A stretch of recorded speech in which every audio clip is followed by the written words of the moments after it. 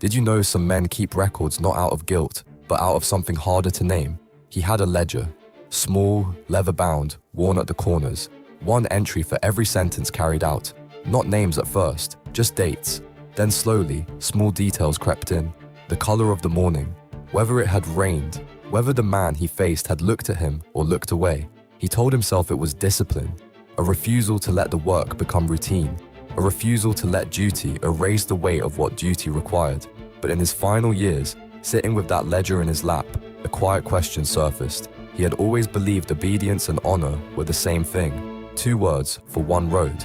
Now he was not so sure, because a man who never questions what he serves is not honorable. He is simply useful.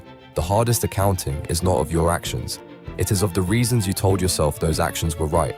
Follow Silent Resolve for more anime life lessons.